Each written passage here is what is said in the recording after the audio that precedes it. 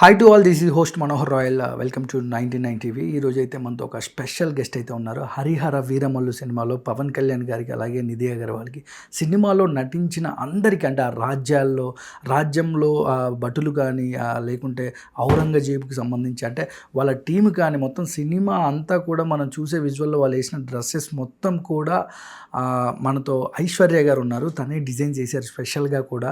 తను ఈ సినిమాలో అంటే మనము 70mm స్క్రీన్ మీద పవన్ కళ్యాణ్ గారు వేసుకున్న క్లాత్స్ కానీ, నిధి అగర్వాల్ వేసుకున్న క్లాత్స్ కానీ, ఇవన్నీ చూసుకున్నట్లయితే అంత అంటే ఒక రియలిస్టిక్లో బిఫోర్ రాజులు ఇలా ఉంటారు, మనకి యాజ్ ఇట్ ఈజ్గా ఎక్కడ కూడా ఆర్టిఫిషియల్గా అయితే మనకు కనపడలేదు. అంత అద్భుతమైన డిజైనింగ్స్ అయితే ఐశ్వర్య గారు అందించడం జరిగింది సినిమాకి. తన మాటల్లో సినిమా గురించి, ఇంత పెద్ద సక్సెస్ అయిన ఈ సినిమా ఫస్ట్ డే అటు ఇటు ఉన్నా కూడా second, third, fourth, fifth day కూడా ఫ్యామిలీ అందరూ సినిమాలకు వెళ్ళి ఈ సినిమాని ఎంతగానో ఆదరిస్తున్నారు. మనం అందరం అయితే చూస్తున్నాము.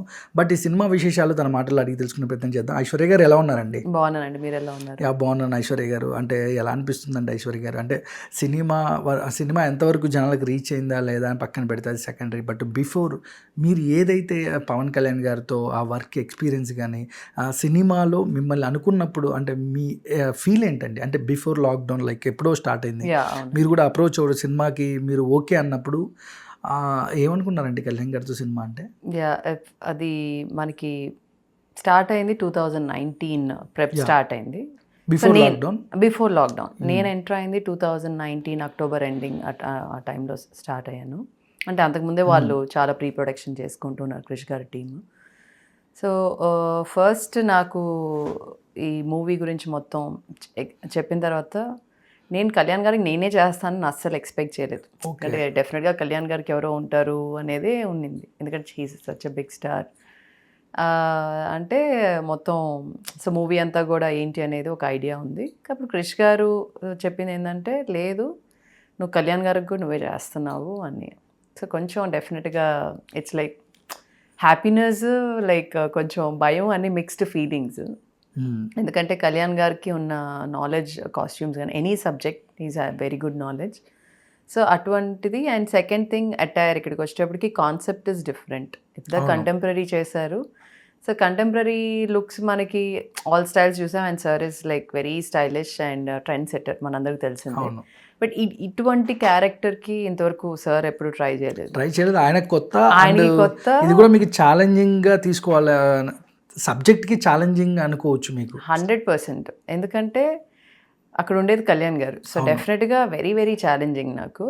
ఎందుకంటే ఆయన ఫస్ట్ టైం అటువంటి లుక్లో వస్తున్నారు. At the same time fans, audience వాళ్ళందరూ కూడా హ్యాపీగా ఫీల్ అవ్వాలి. ఫ్యాన్స్ అనేది ప్రయారిటీ డెఫినెట్గా. ఎందుకంటే కళ్యాణ్ గారు ఫ్యాండమ్ లైక్ ఇట్స్ లైక్ చాలా హ్యూజ్ బేస్. సో అటువంటి ఫ్యాన్స్ని కూడా కన్విన్స్ చేయాలి అన్నప్పుడు చాలా థాట్ ప్రాసెస్ ఉంటుంది. అంటే లైక్ ఇంకా ఎక్కువ వర్క్ చేస్తాం. ఓకే, ఎందుకంటే సో సార్ని చూపించినప్పుడు ఎంత జాగ్రత్త పడాలి, సార్ లుక్ వచ్చినప్పుడు అందరూ యాక్సెప్ట్ చేయాలి, ఫ్యాన్స్ ఎగ్జైట్ అవ్వాలి అనేది చాలా ఉంది మాకు మైండ్లో. అందుకని చాలా ప్రెప్ కూడా అలానే చేసుకున్నాం మేము. అంటే స్కెచింగ్ కానీ, ట్రయల్ డ్రెస్సెస్ చేయడం కానీ, కలర్స్ ప్యాలెట్ ఒకటి రెడీ చేసుకోవడం, సో మ్యానిక్విన్స్ మీద వేసుకోవడము, ఇవన్నీ. ఎందుకంటే ఫస్ట్ మాకు చాలా చాలా చాలా బాగా నచ్చాలి అనేది ఒక ఫస్ట్ థింగ్. ఎందుకంటే మనకి చాలా బాగా నచ్చినప్పుడు అవతలకి అట్లీస్ట్ దాన్ని తీసి పడేసే అంత అయితే ఉండదు డెఫినెట్గా. సో అందుకని దానికి తగ్గట్టుగా మేము కొన్ని చేసుకోవడము, ట్రయల్ వేసి, సో టీం అంతా డిస్కస్ చేసుకోవడం, ఫీడ్బ్యాక్స్ తీసుకోవడం, అలా రెడీ చేసుకొని కళ్యాణ్ గారి దగ్గరికి వెళ్ళడం జరిగింది. ఆయన ఇచ్చిన ఫీడ్బ్యాక్ ఏమైనా ఉన్నాడు? ఫస్ట్ ఆయన మీద లుక్ టెస్ట్ కానీ, లేదంటే ఆయన మీరు క్లాత్స్ రెడీ చేసిన ఫస్ట్ వెళ్ళాం అన్నీ రెడీ చేసుకొని మేము సార్ దగ్గరికి వెళ్ళాము. ఇలా ఉంటుంది సార్ లుక్ అని చెప్పి ఎక్స్ప్లెయిన్ చేయడం జరిగింది. సో ట్రయల్ కూడా వేసుకోవడం జరిగింది. సో లైక్ మేము యాక్సెసరీస్ ఏమనుకుంటున్నాం అంటే ఫైనల్ కాకుండా ఆప్షన్స్ లాగా కూడా ఎక్కువ తీసుకెళ్ళాం అనమాట. సో కాళ్ళ కడియాల నుంచి ఇయర్ రింగ్స్, ప్రెస్సింగ్స్, డిఫరెంట్ అంటే యాక్సెసరీస్లో all options top to bottom తీసుకెళ్ళాం. ఫైనల్గా మనం కొన్ని మినిమం బట్ చాలా ఎలిగెంట్గా యాక్సెసరీస్ ఉండేటివి ఉన్నాయి. సో ఫస్ట్ టైం ట్రయల్ వేసినప్పుడు చిన్న వెరీ మైనర్ కరెక్షన్స్. ఎందుకంటే మనకి సౌత్ ఇండియన్ టచ్ ఉండేదంటే మనకి ధోతి, కబ్బా, లైక్ తలపాకాలు, ఇవన్నీ నడుం క్లాత్స్, ఇటువంటివి ఉన్నాయి కాబట్టి మనకి అది బేసిక్ అనేది ఎవరికైనా మనకి పీరియాడిక్ ఎక్కడికి వెళ్ళినా కూడా ఇది ఎక్కడికి ఎవరూ దాటం. సో అందులో సార్కి ఇంకొంచెం స్టైలిష్గా లేయర్స్గా ఎలా ఇద్దాం అనేది మేము తీసుకెళ్ళాం. చిన్న చిన్న ఎక్స్టెన్షన్స్ లైక్ చిన్న కట్స్ అలాంటివి తప్పితే మేజర్ చేంజెస్ ఏం లేవు. సో దాంతో మాకు ఆ కరెక్షన్స్ అన్నీ ఏమేమి ఉన్నాయనేది నోట్ చేసుకోవడం, యాక్సెసరీస్ కూడా కొన్ని లాక్ అవ్వడం, కొన్ని సార్ సజెస్ట్ చేశారు లైక్ ఇలా తాయితు మన అమ్మవారి తాయితు వెళ్దాం అంటే నెక్స్ట్ ఇమీడియట్గా ఎప్పుడైతే నెక్స్ట్ లుక్ ట్రయల్ ఉందో అప్పటికి అన్నీ రెడీ చేసుకొని కరెక్షన్స్ తోటి కలర్స్తో సహా మేము వెళ్ళడం జరిగింది. వెళ్ళాక ట్రయల్ వేసుకోవడం లైక్ మీరు చూసిన ఈగల్ ప్లేస్మెంట్, నడుం క్లాత్, మెడలో ఈగల్ది లైక్ కళ్యాణ్ సారే అది పింక్ చేసుకున్నారు అన్నారు. అవును, మేము యాక్సెసరీస్ లో పెట్టినప్పుడు అది ప్లేస్మెంట్ ఎక్కడ అనేది లైక్ సైడ్ లో పెడదాం, సెంటర్ కంటే కూడా ఒక సైడ్ లో పెడదాం అని చెప్పి, ఎందుకంటే సార్ యూజువల్లీ ఆ మేనరిజం ఉంటుంది ఇక్కడ. సో అక్కడ కరెక్ట్గా ప్లేస్మెంట్ కూడా బాగా కుదిరింది అనమాట. సో మీరు ఇలా టర్న్ చేసినప్పుడు కూడా దాని మీద లైక్ సో ఆ ప్లేస్మెంట్ సారే సెట్ చేసుకున్నారు. సో అన్ని యాక్సెసరీస్ అండ్ ఫ్యాబ్రిక్స్, ఇది షాల్ కూడా ఎలా డ్రేప్ చేయాలి మొత్తం అన్నీ ఫిక్స్ అయిపోయాకే మేము ఇంకా షూట్కి వెళ్ళడం జరిగింది. సో అక్కడే కలర్తో సహా సెట్ చేసేసుకున్నాం. కానీ మీకు ఇచ్చిన ఫీడ్బ్యాక్ ఏమైనా ఉందా కళ్యాణ్ సార్ ఆఫ్టర్ షూటింగ్ అయిపోయిన తర్వాత కానీ, లేదంటే షూటింగ్లో మీ క్లాతింగ్స్ కానీ, అంటే సినిమా మొత్తం మీరు ఇవ్వడం జరిగింది, మీకు ఏమైనా ఫీడ్బ్యాక్ ఇచ్చారా మీ చేసేటప్పుడు? చేసేటప్పుడు అయిందండి, ఎందుకంటే ఫస్ట్లో అప్రిషియేషన్స్ కానీ ఫీడ్బ్యాక్ కానీ. ఫస్ట్లో ఇంటరాక్షన్ చాలా టైం పట్టింది నాకు సార్కి. సార్కి తెలిసి నేను కాస్ట్యూమ్స్ చేస్తున్నాను ఇస్తున్నాను కానీ ఎక్కువ ఇంటరాక్షన్ ఉండేది కాదు. కావాల్సింది వెళ్ళడం ఇవ్వడం, స్కార్ఫ్ అని డ్రేప్ చేయడం అంతవరకు వచ్చేసాం. Like good morning, good afternoon, ఇంకా ఎక్కువ లైక్ సార్ని డిస్టర్బ్ చేసాం. నేను కూడా సెట్లో ఉండేదాన్ని లైక్, ఎందుకంటే సార్ ఒకసారి రెడీ అయిపోయాక నేను ఇంకా వేరే వాళ్ళది కూడా మొత్తం చూసుకున్నాను. ప్రతిరోజు షూటింగ్లో మీరు ఉంటారు? 100%, ప్రతిరోజు మార్నింగ్ టు ఈవినింగ్ ఉండేదాన్ని. సో సార్కి ఒక్కరే కాదు కాబట్టి మనకి ఇంకా వేరే క్యారెక్టర్స్ ఉన్నారు అందులో, నాకు టీం కూడా మంచి టీం ఉంది. సో వర్క్ డివైడ్ చేసేవాళ్ళు. అట్ దిస్ వర్క్ డివైడ్ చేసి ప్రతి ఒక్కరికి ఈ task like we use to assign, like ఈ ఆర్టిస్ట్ని చూసుకోండి ఇట్లా అనేది. సో అసైన్ చేయడం వల్ల ఏమవుద్దంటే వర్క్ లోడ్గా తగ్గిపోద్ది. అంత ఫైనల్ రెడీ అయిపోయి వచ్చాక నేను I use to once again cross checks, సెట్స్లో ఏమన్నా ఉండి ఏమన్నా కరెక్షన్స్ ఏమన్నా ఉన్నాయా, లైక్ క్రిష్ గారితో కూర్చొని ఫ్రేమ్లో ఏది బాగుంది ఏది బాగాలేదు, ఏమన్నా ఎనీథింగ్ ఏమైనా యాడ్ చేయాలా, ఇవన్నీ మేము డిస్కస్ చేసుకునేవాళ్ళం. సో సెట్లో ఆల్వేస్ ఉండేది అట్లా. ఫస్ట్ కోవిడ్లో బిఫోర్ కోవిడ్ ఇది మేము స్టార్ట్ చేసిన 2020 చేసినప్పుడు ఫస్ట్ మేము చేసిన సీక్వెన్స్ మచిలీపట్నం పోర్ట్ సీక్వెన్స్, అదే ఫస్ట్ యాక్చువల్లీ ఇంట్రడక్షన్దే మేము చేయడం కూడా షూట్ అలా దాని తగ్గట్టుగానే చేసాం అనమాట. అది చేసింది ఆ పోర్ట్ సీక్వెన్స్ అయిపోయాక మేము కొల్లకొట్టిన సాంగ్ చేసాం. కొల్లకొట్టిన సాంగ్ కూడా ఇట్స్ వెరీ ఛాలెంజింగ్, ఎందుకంటే నైట్లో కలర్స్ అలా అని చెప్పి ఒక ప్యాలెట్ ఏదైతే పెట్టుకున్నామో, సో ఆ ప్యాలెట్ తగ్గట్టుగా మేము ఆ కాస్ట్యూమ్స్ బ్యాక్గ్రౌండ్తో డాన్సర్స్ 300 డాన్సర్స్ దాకా ఉండేవాళ్ళు. సో వాళ్ళకి ఒక 2 కలర్స్ లాక్ చేసి అది వాళ్ళకి మళ్ళీ అన్ని స్టిచ్ చేయాలి, ఏది nothing like readily available, dye చేయించి స్టిచ్ చేయించడం. బాయ్స్కి హాఫ్ వైట్స్లో ఇచ్చి జస్ట్ ఆ కలర్స్ కాంట్రాస్ట్ నడుం క్లాత్స్ అలా ఇవ్వడం. సో ఇది డాన్సర్స్కి మేము ఆల్రెడీ సెట్ చేసుకున్నాక, మళ్ళీ అది కాకుండా వెనక జూనియర్స్ కొన్ని క్యారెక్టర్ ఆర్టిస్టులు మీరు చూసారు, రవి ప్రకాష్ గారు ఉన్నారు, అనసూయ గారు ఉన్నారు, ఆర్టిస్టులు ఉన్నారు. సో జూనియర్ ఆర్టిస్టులు ఉన్నారు, మెయిన్ ఆర్టిస్టులు ఉన్నారు, అలా చాలామంది. ఆ సాంగ్లో చాలామంది ఉన్నారు యాక్చువల్లీ. సో ప్రతి ఒక్కరికి మళ్ళీ కలర్స్ లాక్ చేసుకోవడం. ఇప్పుడు అనసూయ గారు కానీ పూజిత కానీ వాళ్ళిద్దరికి ఒకే కలర్ ఇవ్వడం. సో మళ్ళీ సార్ కలర్ కూడా ఉంది అక్కడ, ఆ సార్ కలర్ ఏమి ఇవ్వాలి, బ్యాక్గ్రౌండ్ ఇవన్నీ సెట్ చేసుకోవడం, వీటికి కొంచెం టైమే తీసుకుంటుంది. And almost 600-700 members only without the crew.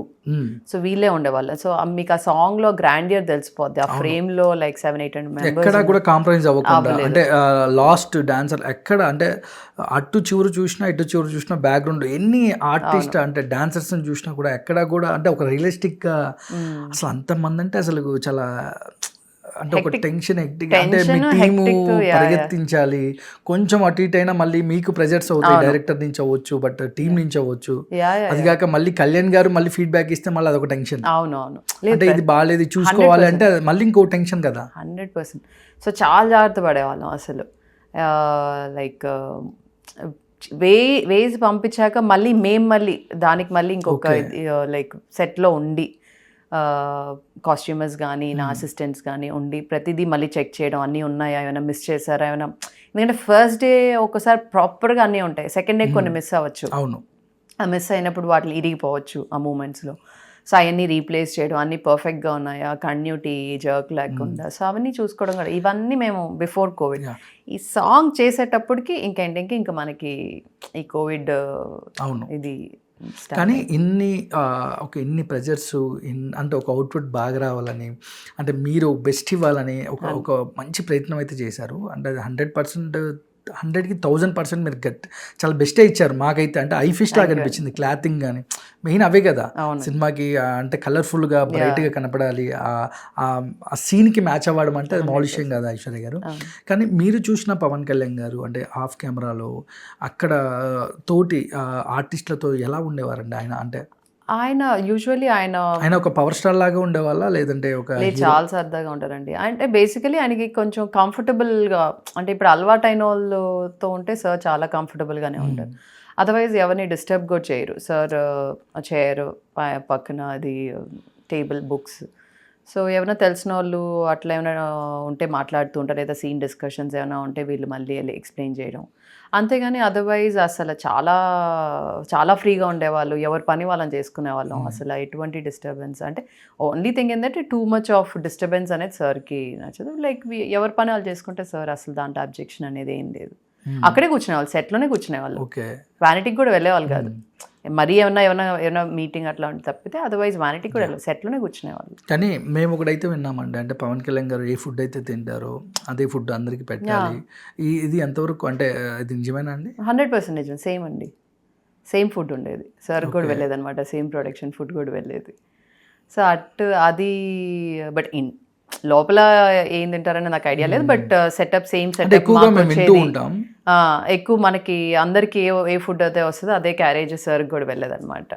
Sir కూడా లైక్ అక్కడే సో అంతకు మించి ఇంటి నుంచి వచ్చేది అటువంటిది ఏం లేదు. కానీ సినిమా మొత్తం క్రిష్ గారు ఫస్ట్ హాఫ్ చేశారు, సెకండ్ హాఫ్ జ్యోతి కృష్ణ గారు చేశారు.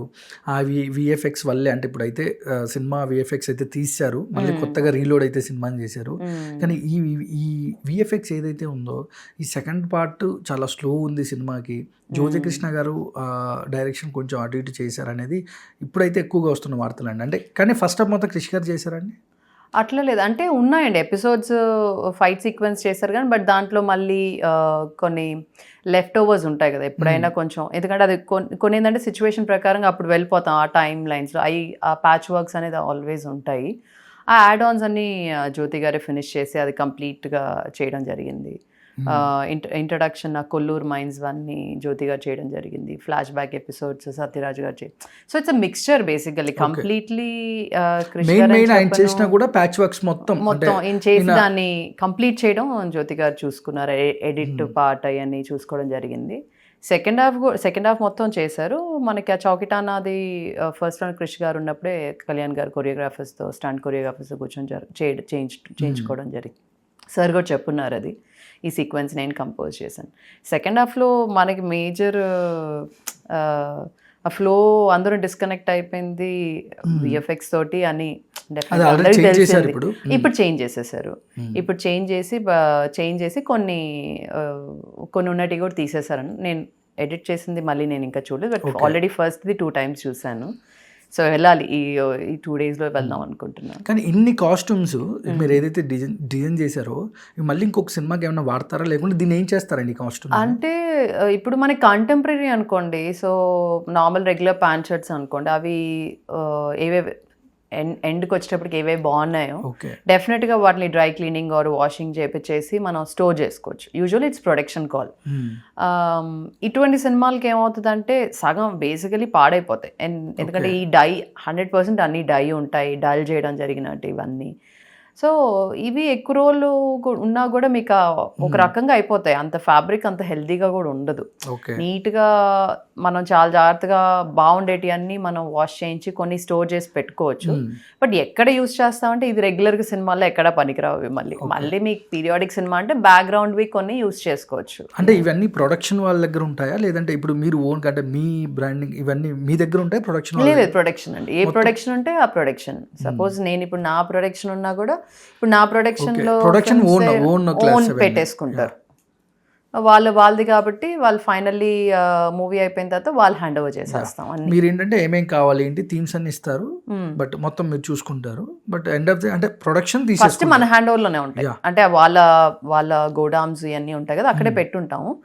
ఎందుకంటే ఏమేమి ఉన్నాయి అనేది మా టీంకే తెలుస్తుంది. సో ఏ కాస్ట్యూమ్స్ ఉన్నాయి, ఏవి రెడీ చేసుకోవాలి, ఏవి పాడైపోయినాయి, ఇన్ని నంబర్ ఇస్తారు కదా. సపోజ్ మనకి కొల్లూరు మైన్స్లో మాకు ఒక 300 మెంబర్స్ కావాలి, 300కి ఉన్నాయా లేవా, సో వాటిలో ఏం రెడీ చేసుకోవాలి, అట్లా నంబర్స్ ఇచ్చినప్పుడు మనం క్రాస్ చెక్ చేసుకొని చేస్తాం. బట్ మూవీ అంతా కంప్లీట్ అయిపోయాక కంప్లీట్లీ ఇంకా వాళ్ళకి ఇవి ఉన్నాయని హ్యాండ్ ఓవర్ చేసేస్తాం.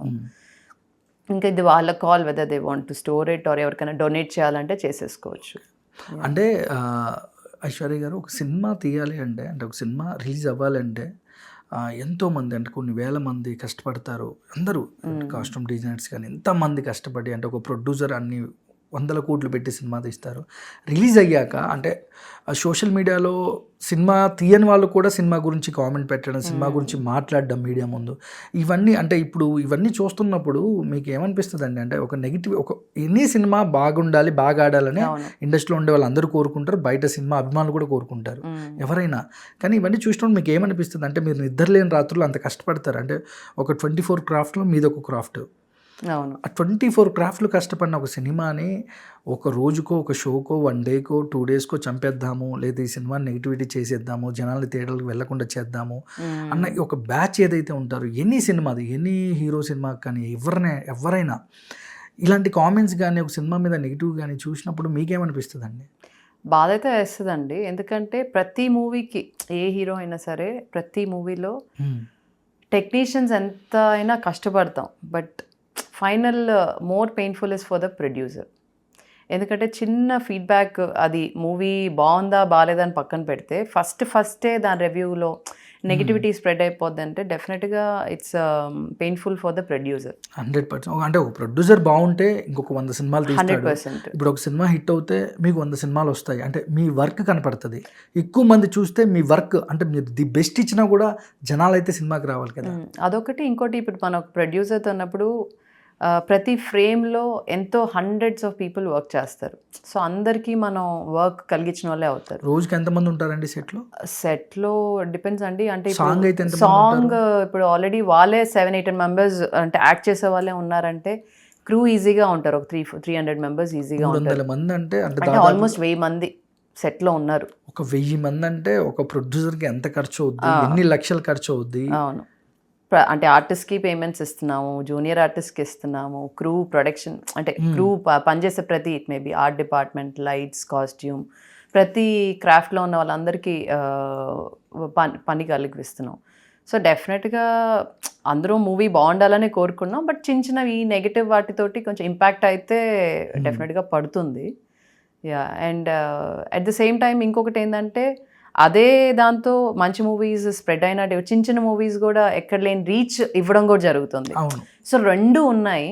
సో అది ఇంకెట్లా అనేది మన చేతిలో కూడా లేదు. కానీ అప్కమింగ్ ప్రాజెక్ట్ కూడా అంటే వరుణ్ తేజ్తో ఆల్రెడీ మీరు సినిమా తీశారు, వరుణ్ గారితో.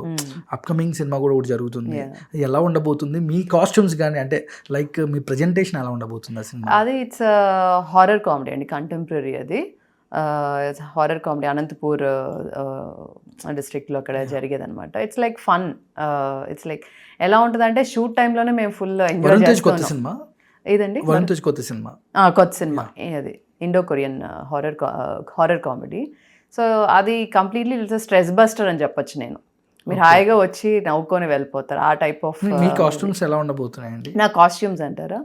వరుణ్కి నేను చేయట్లేదు, వరుణ్కి వేరే స్టైలిస్ట్ చేస్తున్నాను. రెస్ట్ ఆఫ్ ద మూవీ నేను చేస్తున్నాను. నాది కంటెంపరీ కాబట్టి ఆ తగ్గ క్యారెక్టర్కి ఎంతవరకు నేను స్టైలిష్గా చూపించగలుగుతాను, ఎంతవరకు లోకల్గా చూపించగలుగుతాను అనేది మీ స్క్రీన్ మీద చూస్తే మీరు ఫీడ్బ్యాక్ ఇవ్వాలి. ఘాటి అయిపోయింది. Ghaati yet to release, Anushka గారిది. సో అది ఇంకా డేట్ అనౌన్స్ చేయలేదు, బట్ వెరీ క్లోజ్, అంటే నాట్ టూ ఫార్. అదొకటి అయిపోయింది. అండ్ ఒక వెబ్ సిరీస్ కూడా అయిపోయింది, అది కూడా యెట్ టు రిలీజ్, అది అమెజాన్ చేసాం. ఓకే. సో ఇంకా కపుల్ ఆఫ్ ప్రాజెక్ట్స్ లూప్లో ఉన్నాయి. సో వన్స్ అవి స్టార్ట్ అయితే చూడాలి. కానీ ఐశ్వర్య గారు డే 1 అంటే మీరు అందరికంటే ముందే సినిమా చూశారు, 23rd ప్రీమియర్ షో మీరు చూశారు. మీతో పాటు అందరం అంటే మీ మూవీ టీం వచ్చారు అండ్ అందరు కూడా వచ్చారు, అందరు ఆడియన్స్ కూడా.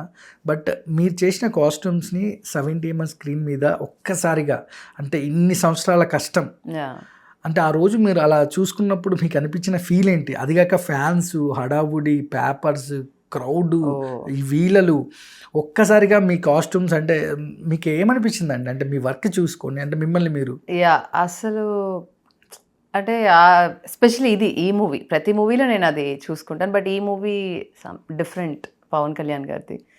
అండ్ ఎప్పుడైతే కళ్యాణ్ గారు ఆ అవుట్ఫిట్లో ఫస్ట్ మనకు ఆ మచిలీపట్నం పోర్ట్లో ఫైట్ సీక్వెన్స్లో అసలు ప్రతి ఫైట్ సీక్వెన్స్లో ప్రతి ఫ్రేమ్కి అక్కడ కింద ఫ్యాన్స్ మొత్తం పేపర్స్ అన్ని విజిల్స్ వేస్తుంటే నిజంగా ఇట్స్ లైక్ ఓకే ఏదో చేసాము అనే ఒక సాటిస్ఫాక్షన్ అయితే చాలా అంటే చాలా వచ్చింది. ఎందుకంటే కళ్యాణ్ గారిని అలా వాళ్ళ మామూలుగానే ఆయన ఏ అటైర్లో వచ్చినా డెఫినెట్గా ఆదరిస్తారు, బట్ ఆయన అలా చూసుకోవడం ఫ్యాన్స్కి కొత్తగా ఉంది, నాకైతే అంటే చాలా డిఫరెంట్.